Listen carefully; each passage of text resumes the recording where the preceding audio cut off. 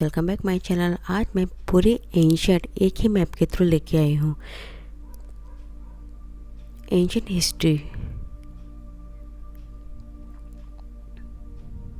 Indus Valley civilisation, IVC complete, क्योंकि मैं complete पूरी करा दूँगी एंशियंट इसमें जो मेन टॉपिक है। ठीक है, इंडस वैली सिविलाइजेशन जो कि इसका टाइम पीरियड है 2500-1500 BC। ठीक है, रिवर ही इंडस के पास हुई थी, इसलिए इंडस वैली सिविलाइजेशन इसको बोलते हैं। ये कहाँ से कहाँ तक फैला था? जम्मू से लेके, जो कि नॉर्थ में है, अहमदाबाद गुजरात साउथ, जम्मू से लेके अहमदाबाद तक ये फैला था इंडस वैली को। ठीक है, मेन जो इसकी साइट्स हैं वो है कालीबंगा राजस्थान के अंदर, राजस्थान को मैंने आर जैसे कर दिया है। ठीक है, लोथल गुजरात, बानाबली हरियाणा और रोपर पंजाब, ये इसकी मेन साइट्स थी। इसके अलावा इसकी मेन सिटीज़ जो थी वो है हड़प्पा, मोहनजोदारो और लोथल। ठीक है, ये मेन सिटीज़ हैं इसकी। अब हम जानेंगे कि इंडस वैली सिविलाइजेशन के अंदर क्या क्या चीज़ इम्पोर्टेंट थी। ठीक है, इसमें टाउन प्लानिंग काफ़ी अच्छा था, ग्रेट बात हमें वहाँ मिला ही है। वेल प्लान रोड है वहाँ पे, जैसे ग्रिड सिस्टम 90 डिग्री इंटरसेक्ट करके सड़कों को काट के बनाया जाता था, और सिटी ड्रेनेज सिस्टम भी था इसके अंदर। ठीक है,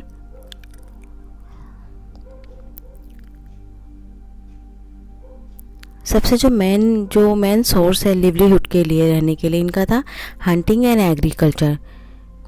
ठीक है, और यहाँ पे इंडस वैली सिविलाइजेशन के अंदर फर्स्ट कॉटन प्रोड्यूस हुआ था। ठीक है,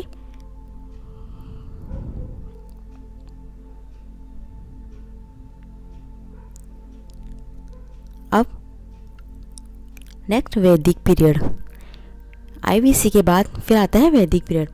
ठीक है, इसका जो टाइम पीरियड है वो है 1500 से 1000 BC।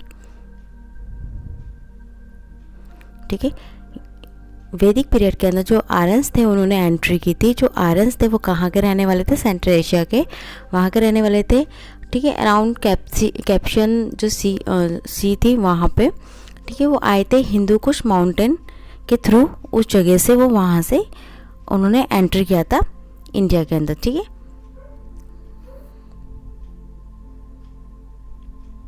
आपको इसमें कैप्शियन सी, जब वे वहाँ पर रहते थे, और हिंदू कुश माउंटेन जहाँ से उन्होंने एंट्री किया था।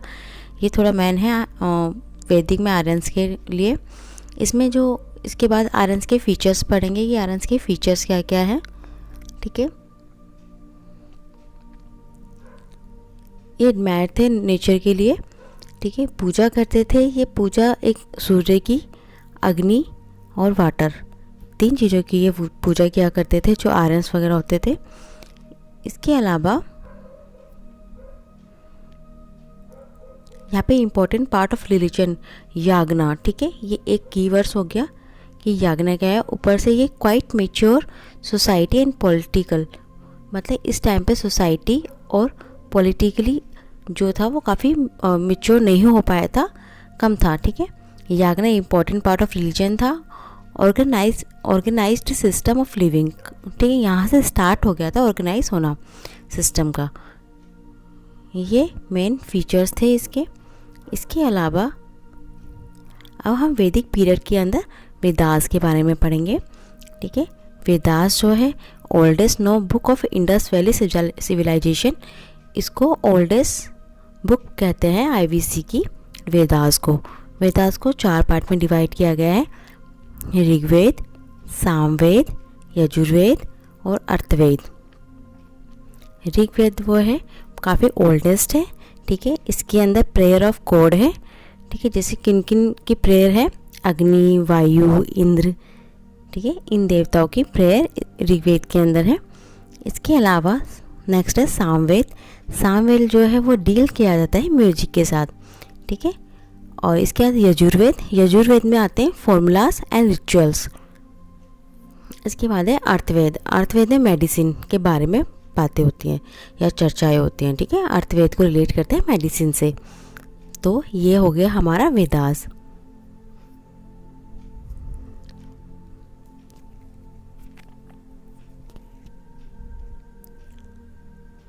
अब पढ़ेंगे हम पुराण के बारे में, द पुराण्स। ठीक है, ये नंबर में 18 नंबर पे है। ठीक है, 18 नंबर्स।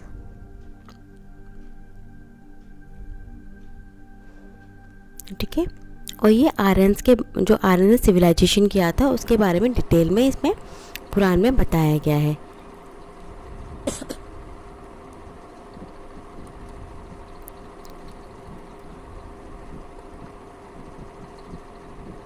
देखिए, अगर आपने मेरी वेदा वाली वीडियो नहीं देखी है तो अगर आपको और डिटेल में जाना है तो आप मेरी वेदास वाली वीडियो देख लीजिए, आपको उसमें बहुत ज़्यादा डिटेल में समझ में आ जाएगा। इसके बाद हम वैदिक पीरियड के अंदर ही उपनिषद के अंदर आते हैं। ठीक है, उपनिषद वो है नंबर में 300 नंबर पे आता है। ठीक है, और 300 नंबर में है, और ये main sources of Indian philosophy, जो इंडियन फिलोसफी था उसका मेन सोर्स है ये। ठीक है,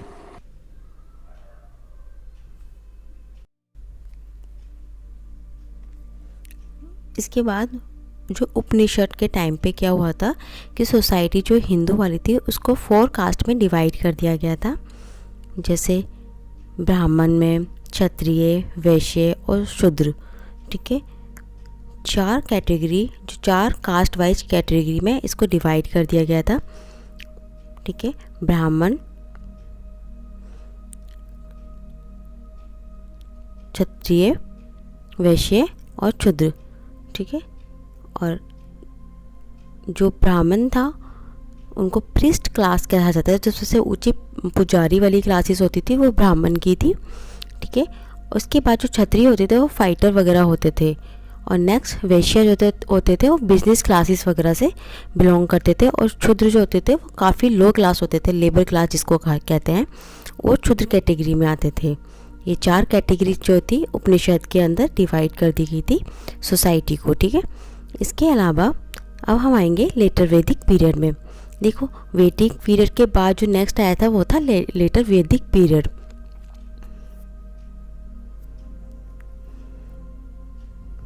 इसका जो टाइम पीरियड है लेटर वैदिक पीरियड का वो है 1000 से 500 BC, और इसको हम जानते हैं ब्राह्मिकल एज, क्योंकि इस टाइम पे ब्राह्मण ने काफ़ी ज़्यादा अपने आप को ऊंचाई पे रखा था, क्योंकि कास्ट डिवाइड हो चुकी थी, ब्राह्मण सबसे ज़्यादा मोस्ट इम्पॉर्टेंट थे इस टाइम पे, इसलिए इसे ब्राह्मिकल एज भी बोलते हैं। इसके अलावा इसमें क्या है, 2 ग्रेट एपिक है जिसे बोलते हैं शास्त्र, भी इसी में लिखी गई थी, या एपिक या शास्त्र जो बहुत इम्पोर्टेंट थी, जैसे महाभारत और रामायण, वो इसी काल में लेटर वैदिक पीरियड में लिखी गई है। देखिए, जो महाभारत है वो वेद व्यास के द्वारा लिखी गई है, जो कि जबकि रामायण महर्षि वाल्मीकि के द्वारा लिखी गई है। ठीक है, लेटर वैदिक में क्या था कि ये काफ़ी वेरी नियर थे मॉडर्न के। ठीक है, एंड हिंदू रिलीजन इसमें काफ़ी ज़्यादा बढ़ चढ़ के आगे निकल के आया था।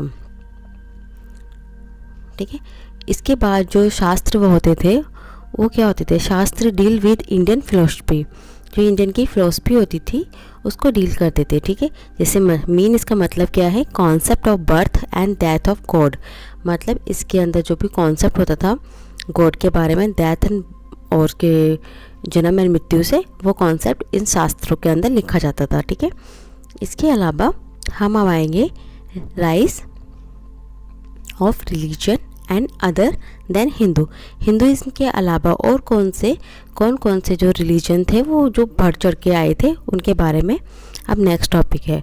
अब देखिए, इसके अंदर क्या था कि 2 पार्ट में डिवाइड किए गए थे हिंदू के अलावा, एक बुद्धिज़्म और जैनिज़्म, ये 2 बाद में आए थे। ठीक है, और जैनिज़्म, पहले हम बुद्धिज़्म को कंप्लीट कर लेते हैं। जो बुद्धिज़्म थे, ठीक है, 6th सेंचुरी के अंदर बुद्धिज़्म का हुआ था। जो संत थे ये बुद्धा जो संत सुद्धोधना किंग के संत थे, क्षत्रिय प्रिंस ऑफ शाक्य क्लेन के थे। इनका जो रियल नाम था वो जो बचपन का नाम था वो सिद्धार्थ था, बाद में ये बुद्धा बन गए थे। ठीक है, इनका जो जन्म हुआ था वो लुम्बिनी नेपाल के अंदर हुआ था, जो कि जो लुम्बिनी नेपाल जो है वो कपिलवस्तु के पास थे। ये बाहर जब इन्होंने अपने घर छोड़ा था तो वो ट्रुथ सच्चाई के लिए इन्होंने अपने घर छोड़ा था, फिर इनको एनलाइटमेंट हो गया था।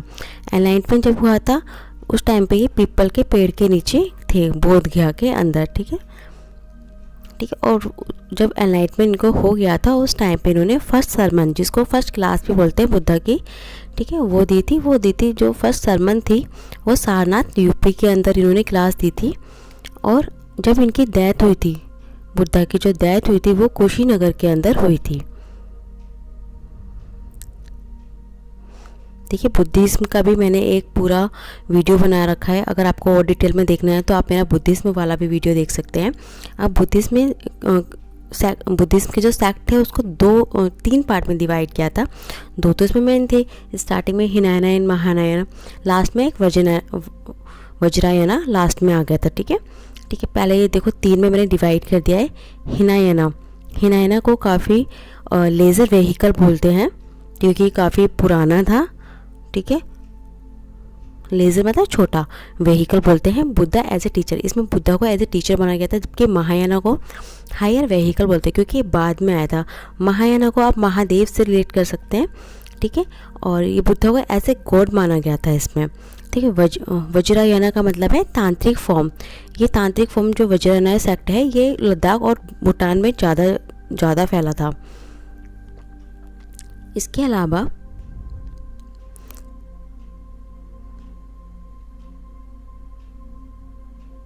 देखिए, फोर्थ काउंसलिंग इन दोनों के बाद जो ये हुआ था, फोर्थ काउंसलिंग जो हिनायना महायाना ड्यूरिंग द हर्षवर्धन, ठीक है। हर्षवर्धन के टाइम पे ये काफ़ी महायाना और हिनायना सेक्ट जो बने थे वो फोर्थ काउंसलिंग के बाद ही बने थे, ठीक है, जो बुद्धा की हुई थी।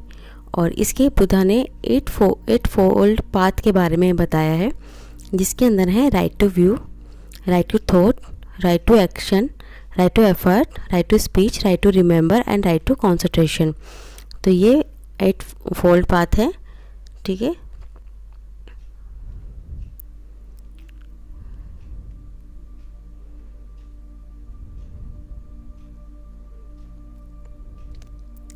अब हम आएंगे जैनिज्म के बारे में, ठीक है। जैनिज्म के जो फाउंडर थे वो ऋषभदेव थे, जो कि क्षत्रिय थे, ठीक है। इसके बाद जब ये पीक पे हुआ था, जो जैनिज्म जब पीक पे हुआ था वो वर्धमान महावीर के टाइम पे हुआ था। वर्धमान महावीर जो थे वो 24 तीर्थंकर थे, ठीक है। जो महावीर थे उनका जो जन्म हुआ था वो कुंदाग्राम में हुआ था, कुंदाग्राम नगर में, ठीक है, जो कि वो बिहार के अंदर है। और ये बात जो है 540 मतलब 540 BC की बात है। इसके अलावा इनको परफेक्ट नॉलेज जो हुई थी उनको बोलते हैं कैवल्या। जो महावीर को परफेक्ट नॉलेज हुई थी उनको कैवल्या बोलते हैं। ये कीवर्ड है। एट द एज 30 के एज में के बाद ही इनको जिन्ना जो मतलब जो एक टाइटल था वो मिल गया था, जिसको बोलते हैं कॉन्कर हैप्पीनेस को जीतना, ठीक है। और ये बाद में जिन्ना बन गए थे। और नियर देखिए, जो इनकी जो डेथ हुई थी वो पवनपुरी बिहार के अंदर हुई थी, जो कि नियर राजगिरे के अंदर है, ठीक है। पवनपुरी बिहार जो इनकी डेथ हुई थी, किसकी? वर्धमान महावीर जी की, ठीक है। ये बिलीव करते थे कर्म एंड अहिंसा पे, ठीक है। कर्म करना और अहिंसा, ये 2 चीज़ पे बिलीव करते थे। इनके जो सेक्ट थे जैनिन्स के वो थे दिगंबर और श्वेतांबर। दो सेक्ट में डिवाइड कर दिया गया था, दिगंबर और श्वेतांबर। दिगंबर का मतलब जो लोग कपड़े नहीं पहनते थे वो दिगंबर थे, और जो लोग वाइट कपड़े पहनते थे वो श्वेतांबर थे। जैनिज्म का एक कॉन्सेप्ट था जिसे बोलते हैं त्रिरत्न था, ठीक है। इसमें 3 चीज़ों को काफ़ी इन्होंने वो किया है, right to knowledge, right to faith, right to conduct. ये 3 रत्न में आते हैं जैनिज्म के। नेक्स्ट है एंशिएंट के अंदर ही इम्पोर्टेंट एम्पायर डायनेस्टी। क्या कौन कौन से एम्पायर डायनेस्टी जो इम्पोर्टेंट है उनमें वो देख लेते हैं। और एक अदर जो है, जो अदर इम्पोर्टेंट डायनेस्टी है, हम उनको भी देख लेते हैं एक बार, ठीक है। जो इम्पोर्टेंट एम्पायर डायनेस्टी है उसमें सबसे पहले आती है मगध एम्पायर, ठीक है, क्योंकि मगध ने काफ़ी बड़ा रूल किया था इसलिए इसे एम्पायर बोलते हैं, ठीक है। वह नेक्स्ट है मौर्य डायनेस्टी, नेक्स्ट है गुप्ता डायनेस्टी, गुप्ता डायनेस्टी को गोल्डन एज भी कहते हैं, ठीक है। इसके बाद आता है हर्षवर्धन का पीरियड, और फिर नेक्स्ट राजपूत, ठीक है, राजपूत या राजपुताज, ये नेक्स्ट है। ये कुछ इम्पोर्टेंट है, देखिए मगध बहुत इंपॉर्टेंट है, इसका अराउंड टाइम पीरियड है 542 BC। और जो इसके प्रोमिनेंट किंग रहे हैं, जो बहुत इंपॉर्टेंट किंग रहे हैं, वो बिंबिसार, अजातशत्रु, फिर नेक्स्ट है शिशुनाग और फिर नंदा। ये कुछ इंपॉर्टेंट किंग रहे हैं, ठीक है, प्रोमिनेंट किंग जो कि मगध एम्पायर से बिलोंग करते थे। इसके बाद मौर्य डायनेस्टी का जो टाइम पीरियड है 321 से लेकर 289 BC। 321 से लेकर 289 BC। इनके जो फाउंडर हैं वो चंद्रगुप्त मौर्य हैं।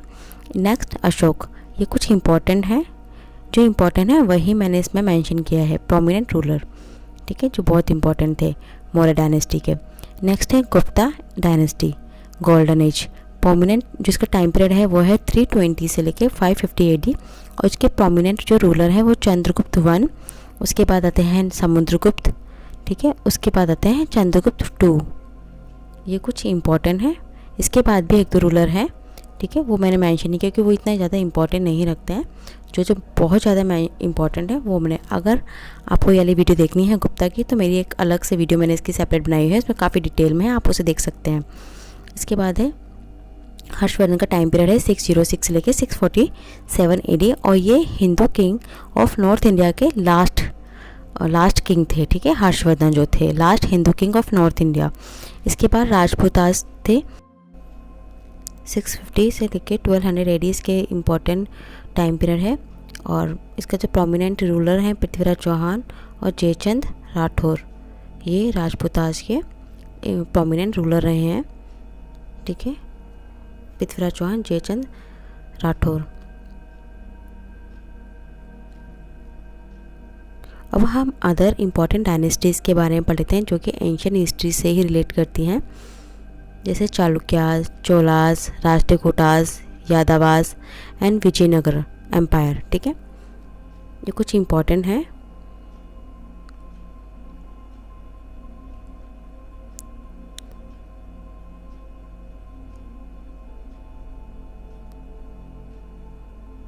देखिए सबसे पहले है चालुक्य डायनेस्टी। जो चालुक्यास का टाइम है वो है 550 से लेके 642 AD।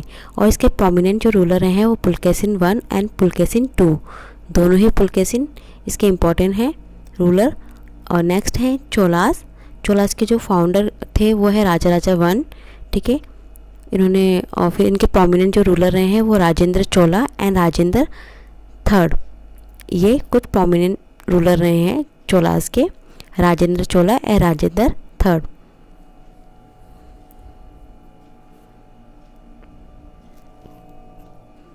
इसके बाद नेक्स्ट है राष्ट्रकूटास। राष्ट्रकूटास का टाइम पीरियड है 753 से लेकर 973, 753 से लेकर 973 AD। इसके जो राष्ट्रकूटास के प्रोमिनेंट रूलर हैं वो कृष्ण 1 एंड अमोघ वर्ष, कृष्ण 1 एंड अमोघ वर्ष इसके राष्ट्रकूटास के प्रोमिनेंट रूलर रहे हैं। इसके बाद आएगा यादवास, ठीक है, नेक्स्ट डायनेस्टी जो है इम्पॉर्टेंट वो है यादवास। उसका जो टाइम पीरियड है 1191 से लेके 1318 AD है। और इनके प्रोमिनेंट रूलर जो हैं वो है रामचंद्र एंड सुगुआना, रामचंद्र एंड सुगुआना, ये इंपॉर्टेंट है यादवास के। नेक्स्ट है विजयनगर। विजयनगर का टाइम पीरियड है 1336 से लेकर 1646, 1336 1646। इसके जो इम्पोर्टेंट है वो है कृष्णदेव राय, ठीक है, काफ़ी इंपॉर्टेंट है। और इन्होंने दक्कन पार्ट जो इंडिया का है वहाँ तक इन्होंने रूल किया था, ठीक है, ये कुछ इम्पोर्टेंट है। और देखिए ये कंप्लीट हो चुका है। इसमें मैं जितने भी कीवर्ड्स थे पूरे एंशिएंट के मैंने इम्पॉर्टेंट सारा इसके कॉन्सेप्ट में ला के माइंड मैप के थ्रू आपके सामने ला दिया है। और थैंक यू सो मच। अगर आपको मेरी वीडियो अच्छी लगती है तो please like, share and subscribe. ये पूरा एंशिएंट कंप्लीट हो चुका है। Thanks for watching.